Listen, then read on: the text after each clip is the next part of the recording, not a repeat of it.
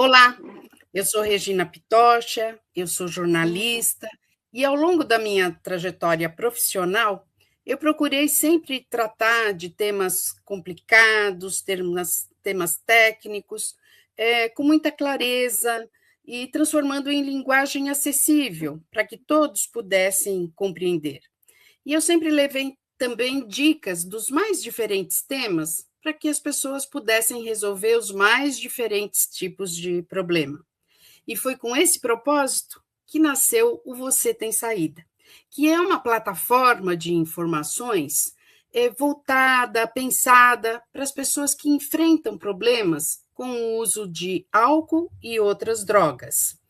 E nesse site a gente leva muita informação para que as pessoas possam resolver os seus problemas, tanto o próprio dependente, como a sua família, como os seus amigos. E para isso eu fui buscar a bagagem de quem dedicou a maior parte da vida para essas questões, que é o doutor Luiz Alberto Chaves de Oliveira, o doutor Laco. Olá, doutor Laco. Olá. Eu conheço o doutor Laco há muitos anos. Eu vi ele tratando e recuperando muitas pessoas. E tratei de trazer esse conhecimento para essa plataforma. Então, nessa plataforma, você vai seguir uma jornada com a gente de forma muito tranquila, com muita serenidade, para a gente poder realmente ajudar quem enfrenta esse problema, né, no dia a dia, que são muitas pessoas, né? Mais da metade da população no Brasil é afetado de alguma forma, né, pela dependência química, ou seja, para um tratamento para as pessoas que são dependentes de alguma substância, seja o álcool, seja outras drogas, sendo que o álcool é a pior delas, né? Então, vamos lá, vamos começar com uma primeira pergunta. Hoje a gente vai tratar do tema da recaída e também do excesso, do abuso dessas substâncias na virada do ano. Então, uma primeira pergunta, doutor Laco, vamos lá. Por que esse período, né, de festas, de comemorações é tão complicado para quem tem ou já teve, né, algum problema com álcool e outras drogas? Então, Regina, é um prazer estar aqui com você. Realmente, o nosso intuito com o Você Tem Saída é proporcionar um lugar de acolhimento, um lugar de informação serena, tranquila, fugindo das verdades absolutas e finais e procurando fazer com que as pessoas que estão sofrendo dentro dessa prisão que é o álcool, outra droga, ou outras coisas também, né? O jogo, a Isso. internet, o sexo, as compras. Existem vários tipos de adicções, né? De comportamentos inadequados de uso de alguma coisa. E no caso do alcoolismo, isso é um problema terrível. E realmente eu dediquei a minha vida a isso. E ainda atuo, né? E eu acho que nesse período de festas de fim de ano, realmente é um período mais difícil. Muitas pessoas chegam nesse período, bate uma saudade dos entes queridos. Né? A lembrança do pai, da mãe, do tio, do amigo. Algumas pessoas se sentem sozinhas, não tem um círculo de amizade, um círculo de confiança que permita que elas possam transitar com mais tranquilidade este período. Outras se sentem obrigadas a conviver em festas que às vezes ele nem gostaria de estar. Outras ainda vão numa festa e às vezes estão num período que pararam de beber por um tempo ou já estão num tratamento e as pessoas falam: mas você não bebe nem um copinho de vinho, nem um copo de cerveja, querendo ser simpático, não é? Sem saber que com isso estão trazendo um constrangimento muito grande a uma pessoa que precisa de serenidade, precisa de uma objetivação muito forte para continuar num caminho de recuperação. Então, nesse período do Natal, do fim do ano, logo mais teremos o Carnaval, que também é um período difícil, perigoso. Essas pessoas precisam de mais orientação, de mais auxílio, de mais colo, né? De mais abraço. Então, eu acho que realmente é um período que a gente precisa se dedicar mais. Doutor Laco, como é que a pessoa distingue uma fase da outra? Quer dizer, como é que ela sabe se isso foi só um período? Porque muita gente fala, mas foi só agora, durante o fim de ano. Como é que ela distingue se isso foi uma coisa pontual, ali isolada, ou se já é um sinal de alerta? É muito difícil generalizar essa informação, porque cada um tem sua história, né? Eu acho que a questão do alcoolismo, a questão da droga, tem que ser vista de uma maneira muito individualizada. A gente não pode entender que todo mundo é do mesmo estilo, do mesmo jeito, porque não é, né? Uhum, Mas, geralmente, as pessoas que têm problemas com alguma droga já têm um uso mais continuado. uhum, Outras têm um uso muito esparso. E uhum. nessa época costumam, vou dizer assim, enfiar o pé na jaca, né? Então, a própria pessoa sabe quando é um período que aconteceu em virtude das circunstâncias, ou que já é uma coisa que vem e simplesmente se agravou, né? Então, conhecendo a história da pessoa, conversando às vezes com familiares, porque o alcoolismo é a doença da negação. Uhum, A uhum. pessoa às vezes está vivenciando aquilo lá e acha que bebe, por exemplo, porque tem problemas. Quando ela descobre que ela tem problemas porque bebe, é uma inversão, né, da equação. Então, cada história é muito particular. Precisamos analisar o que vem antes, analisar esse momento, para daí entender o que vem depois. Perfeito. Mas, doutor Laco, não é todo mundo que bebe que vai ser um dependente, né? Que se torna um dependente. De jeito algum. As estatísticas anteriores diziam que metade da população brasileira não bebe. E isso surpreende, porque a gente imagina que todo mundo bebe, principalmente quem bebe, né? Uhum, Principalmente quem bebe, acha que todo mundo bebe. Mas não, metade da população não bebe. Metade da população, que hoje talvez, segundo estatísticas recentes, diminuiu um pouco, né? A outra metade tem uma metade, ou seja, cerca de 25%, que bebe pouco, ocasionalmente, em ocasiões sociais, em batizado, casamento, em festas familiares.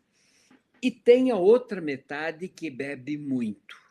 uhum, Essa metade é que nos interessa. Eu não estou uhum, preocupado com quem bebe ocasionalmente, bebe uhum. uma cerveja, toma um uísque, uma caipirinha na praia. Eu estou preocupado com aquelas pessoas que já tornaram o uso de álcool uma condição presente no cotidiano, presente em quase todos os dias, se não em todos os dias da vida. Mesmo aqueles que só bebem, por exemplo, fim de semana, mas quando chega o fim de semana, bebe exageradamente. Então, esses são os abusadores. A dependência é um caminho mais longo e que depende de uma série de circunstâncias. Então, realmente, tem muita gente que bebe, bebe pouco, e tem gente que bebe muito. E dos que bebem muito, uma parcela acaba se tornando dependente do álcool. E, doutor Laco, tem algum método assim bem simples, bem prático, que a pessoa pode ter pelo menos alguma pista se ela está indo por esse caminho da dependência? Tem. Inclusive os Alcoólicos Anônimos, que é uma organização exemplar, que presta um serviço inestimável à população, gratuito, tem para tudo quanto é lugar, em quase todas as cidades tem um grupo de Alcoólicos Anônimos. Os Alcoólicos Anônimos têm até um folheto com perguntas objetivando isso daí. Mas eu tenho até um outro método mais simples, que é um método que a gente usa rotineiramente em empresas, em populações, como teste de screening, como teste de, não de diagnóstico, mas de exclusão. Não é? Tá. São 4 perguntas. Hum. E essas 4 perguntas têm uma letra que as principia. Então, o teste chama-se CAGE. C-A-G-E. CAGE. As palavras são em inglês. Então, a Tá. primeira palavra é C, é cut, de cortar. A segunda é A, de annoyed, incomodado. A terceira é G, de cute, culpado. E a quarta é E, de eye-opener, ou de abrir os olhos. Então, quais são essas perguntas? Vamos prestar atenção. Primeira pergunta. Você já tentou cortar ou diminuir a quantidade de álcool que você vem usando? Uhum. Segunda, você se sente incomodado quando alguém vem falar sobre a sua forma de beber ou sobre as consequências deste beber? A terceira, você se sente culpado com as consequências do seu beber ou com a sua forma de beber? E quarto, você alguma vez já teve que beber pela manhã ou depois de acordar para afastar o nervosismo ou a ressaca? Uhum. Essas 4 perguntas, se afirmativo a 2 delas, só a 2 delas, já é muito seguro de que esse indivíduo tem problemas com o álcool. Não vou fechar diagnóstico. O diagnóstico é um pouco mais complexo, mas essa pessoa tem problemas com o álcool. Muitas delas não respondem sim à última, respondem 1, 2, 3, sim. Não, eu nunca tive que beber pela manhã, porque interpretam a manhã como sendo 7 horas da manhã. Né? Mas tem aqueles que começam a medir no relógio a hora de começar a primeira. Né? Eu bebo pelo horário londrino. Então, lá em Londres já são 5 horas da tarde e já dá para tomar a primeira. Né? Entendi. Então, tem isso daí. Quer dizer, é uma inquietação, uma necessidade que eu tenho de beber para afastar aqueles sintomas ruins que eu tenho da abstinência. Bom, então vamos falar sobre recaída. Quando acontece uma recaída, o que o senhor mais vê nos dependentes ou nos familiares? É medo, é culpa, é repreensão? Como é que o senhor analisa esse momento? É tudo isso que você falou. Né? A recaída é o indicativo do fracasso. A Uhum. recaída significa eu não consegui. A recaída significa eu sou uma porcaria, eu sou alguém que não merece consideração, respeito, eu sou sei lá o quê, né? Dá até Uhum. vontade de falar um nome mais feio. Então, a recaída é uma coisa muito penosa, muito difícil para o dependente e para a família. Né? A família apostou, bota toda a ficha, né, num tratamento, às vezes numa internação, num período mais prolongado de terapia, e quando acha que está tudo bem, que já pode sossegar, de repente começa tudo de novo. Então, é uma decepção, é triste, muito triste.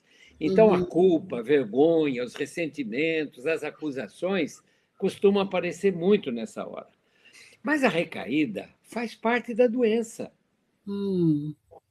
É comum, olha, para parar de fumar, por exemplo, né, as pessoas geralmente tentam 7 a 9 vezes antes de conseguir.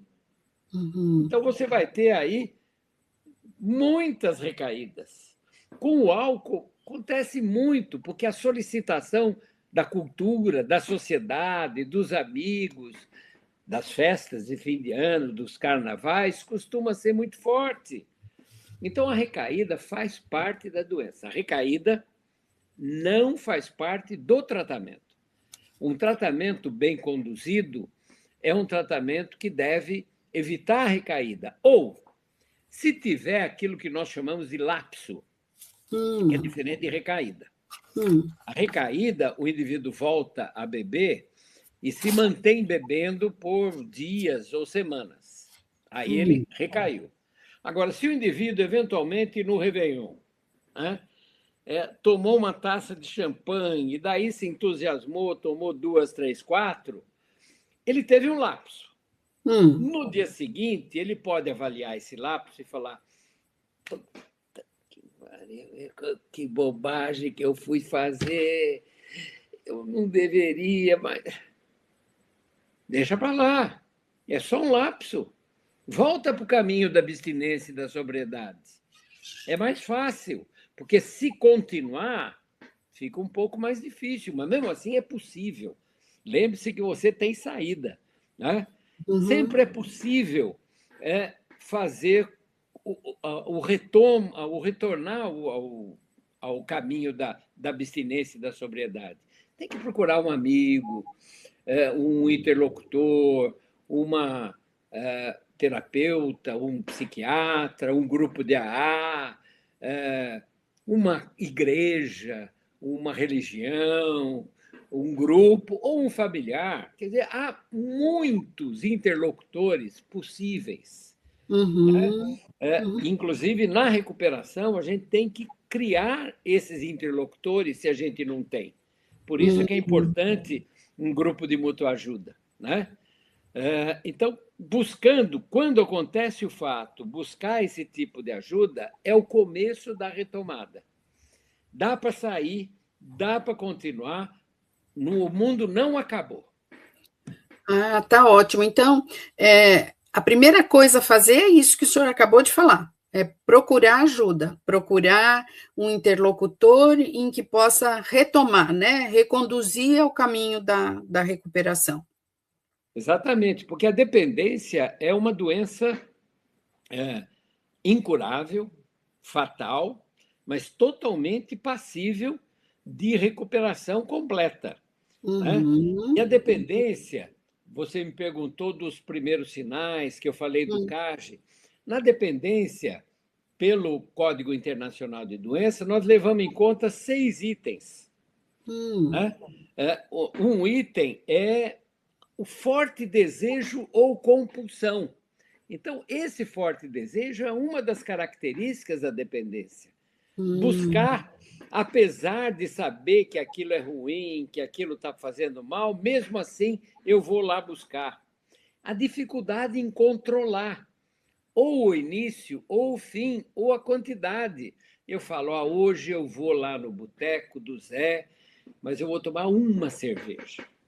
E chega lá, começa uma musiquinha, um papo, conversa vai, conversa vem, seu time perdeu, seu time ganhou, e ao invés de uma, eu tomo meia dúzia de cerveja. Então, eu tenho dificuldade em controlar começo, fim e quantidade. O uso continuado. Quanto mais for continuado o uso, pior é. E quanto mais cedo começar, também é pior. Né? A relevância que a droga, o álcool aqui no caso, tem na vida. A gente passa a guiar a vida pelo uso do álcool e não pela festa, não pela alegria, não pelo contato, mas pela presença do álcool. O aumento de tolerância. Eu começo bebendo pouco e vou gradativamente exigindo, meu corpo exige quantidades crescentemente maiores. E a síndrome de abstinência. Então, a síndrome de abstinência, às vezes, pode ser tardia. O indivíduo já está parado há 6 meses, mas vem a memória eufórica e ele fala, puxa, mas eu era tão feliz quando bebia e hoje eu estou triste. Será que se eu beber um pouquinho não vai melhorar? Então, são as armadilhas da dependência que a gente tem que tomar muito cuidado. E, doutor Laco, qual é o papel da família nessa situação? As famílias costumam errar muito, né, nesse processo? Quais seriam os principais erros aí da família? A família fica doente junto. Hum, E o pior é que a família se sente culpada daquela condição. hum, Né? Você é mãe, você sabe disso. Né? A mãe acha que ela deixou de fazer alguma coisa para aquela filha, para aquele filho, para que ele entrasse nesse caminho. Eu não preveni, eu não alertei, eu não tomei cuidado. Então a família se sente muito culpada. E essa culpa imobiliza a família. Imobiliza e faz com que ela enxergue coisas milagrosas, né? Então é comum buscar soluções milagrosas, ou ela amenizar a situação. Né? Então, quando alguém vem falar, puxa vida, o seu filho teve um problema lá, ele está bebendo muito. Né? Não, não, isso foi um caso qualquer, ele é muito comportado, ele nem gosta muito de beber. Foram as companhias, as más companhias. Então, a uhum, família envolvida nisso, ela se torna, nós temos até um nome para chamar isso, de codependente. hum, Ela se torna dependente junto com o dependente. É uma uhum. dependência diferente, mas é uma dependência da doença dele. Então, se a família não for sinalizada, se a família não for tratada, se a família não for amparada, ao invés de ser um auxílio, ela pode ser uma facilitadora da permanência na dependência ou mesmo para a recaída. Né? Bem interessante, é um alerta que fica aí, né? A postura da família e de quem está por perto, né, de um dependente. Fundamental. E, doutor Laco, o senhor tem falado muito sobre o janeiro seco. O senhor poderia explicar exatamente o que significa isso? Nós nos preocupamos não só com aqueles dependentes, mas com aqueles que abusam. Hum, E os abusadores, que se continuarem irão se tornar dependentes, eles podem ser salvos pela interrupção daquele abuso. Né? uhum, Eu lembro, uma vez eu fui procurado por uma pessoa que a família achava que ele bebia muito, a irmã que me encaminhou. E era um hum, engenheiro bem sucedido. E eu falei, quanto é que você bebe por dia? Você bebe todo dia? Quase todo dia. E quando você bebe? Eu bebo 2, 3 cervejas. E no final de semana? No final de semana eu bebo um pouco mais. Falei, olha, eu vou te convidar para fazer uma coisa. Você vai diminuir. Você não vai nem parar. Vamos fazer o seguinte: você vai tomar no máximo uma cerveja, 3 vezes por semana. Não mais do que isso. Durante 4 semanas. Se você realmente conseguir ficar desse jeito, é um demonstrativo de que você consegue controlar. Não deu outra, né? Depois de uma semana ele já estava rompendo as barreiras. Então é comum que o dependente não consiga manter nem mesmo uma semana. Mas o abusador consegue. Se for prometido para ele alguma coisa interessante. E realmente o humor melhora se ele parar 30 dias, né? hum, A energia volta, a disposição, a função hepática melhora, o sono fica muito melhor, o apetite, também o controle da perda de peso, a vida em família, a vida em sociedade. Então, são seduções que podem fazer, e isso acontece com muitas pessoas, há estudos mostrando isso, que a pessoa pare durante 30 dias, ou mesmo que seja menos, 15 até. Isso faz com que a pessoa comece a repensar a sua forma de uso. E hum, além de repensar, se ela se sente melhor, ela fala: puxa, realmente o álcool não estava me fazendo mais bem. Eu que gostava de beber e que me dava alegria, melhorava a convivência, agora ele estava me prejudicando. E essa hum. parada me deu essa certeza, me deu essa garantia de que se eu continuar parado, a minha vida vai melhorar. E melhora. A vida sem aditivo químico, eu posso te garantir, Regina, por experiência própria, inclusive, que, não só própria, mas de milhares que eu tratei, que a vida se transforma, fica linda, maravilhosa, rica, inclusive de dinheiro. Deixa de gastar com a bebida, Economiza né? muito. Uhum. Viu? Tá. Doutor Laco, então, esse 30 dias, né, de janeiro, ou 30 dias seco, sem beber, tal, não é só para quem é dependente, mas para quem é abusador também. Principalmente para o abusador. Né? Principalmente para o abusador. O dependente, uma proposta dessas, ele não costuma encarar. O abusador pode encarar. Né? O Entendi. dependente, a gente teria que ser talvez um pouco mais incisivo e conseguir demonstrar para ele que ele tem que parar. Né? A alternativa para o dependente não é diminuir, tem que ser a parada. Às vezes a gente usa um artifício, como eu usei com esse engenheiro que eu te falei, né? Mas normalmente a conversa tem que ser mais incisiva, mais forte, para iniciar um tratamento realmente. Doutor Laco, o senhor costuma também dizer que parar não é só uma questão de boa vontade, né? É uma questão de consciência. O senhor poderia esmiuçar isso um pouco para a gente, explicar um pouco mais? A abstinência, por si só, não vale a pena.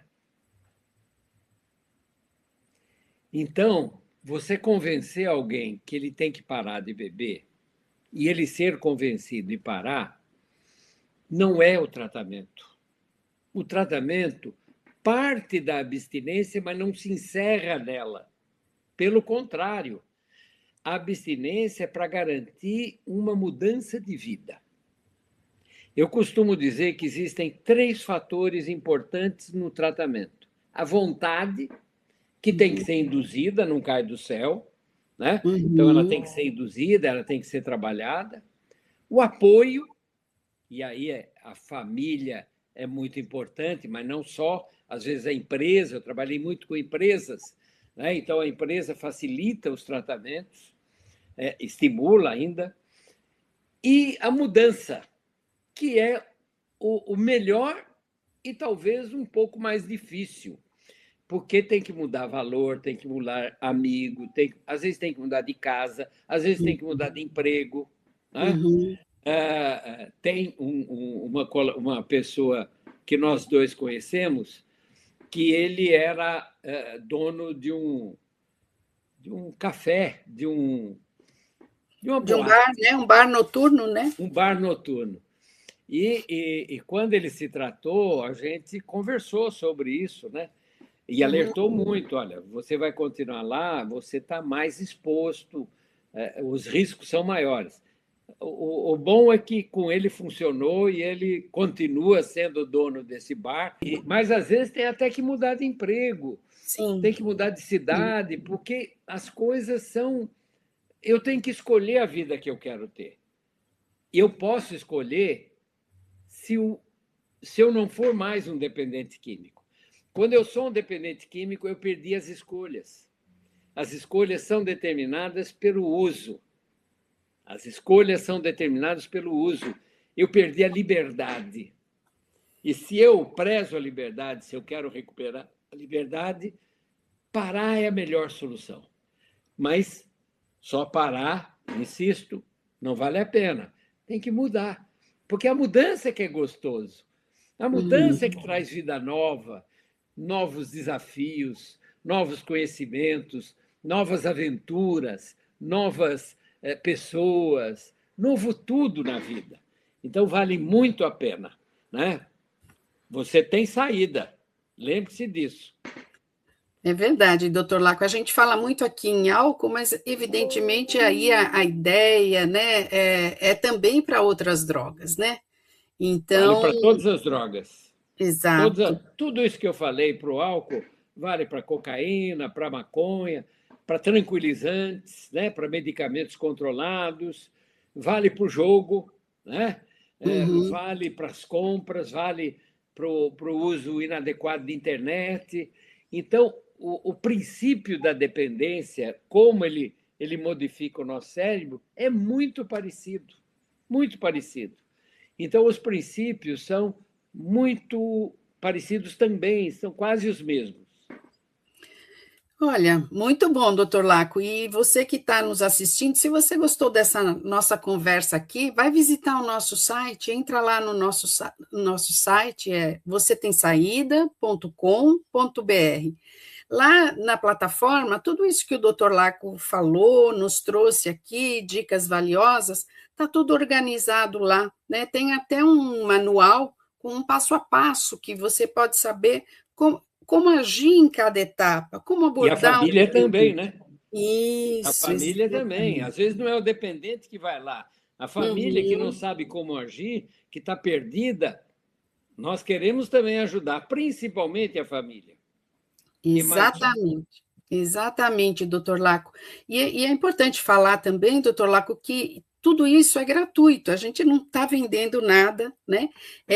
A gente quer levar informação, informação de qualidade para poder ajudar quem enfrenta esse problema que a gente sabe que é um grande número de pessoas, não é, doutor Laco? Nós não temos nenhum interesse comercial, nenhum, zero. Né? É só ajudar quem precisa de orientação, de acolhimento e de caminhos, porque você tem saída. Exato, e nós vamos mostrar o caminho, né, que o senhor percorreu com tanta gente, que eu fui testemunha viva de percorrer junto, tal, mas o caminho sempre o melhor, né, de outros especialistas, né, de novas descobertas, nós estamos abertos para isso, porque acho que o mais importante para a gente é poder ajudar, né, doutor Laco? Não somos donos da verdade, né? Mas nós temos algumas orientações que podem ajudar e sempre buscaremos alternativas ao que a gente já faz, remédios, clínicas, orientações, porque, como eu disse no princípio, cada caso é um caso, tem que ser Uhum. individualizado. Tá certo. E não deixa de seguir a gente também aqui no YouTube. Nós vamos fazer mais conversas sobre isso. Vai lá, mande um e-mail para a gente, vê algum tema. A gente vai trazer aqui, né, respostas, orientações, porque é esse o nosso propósito, não é isso? Muito obrigada, doutor Laco, e até a Até a próxima. próxima.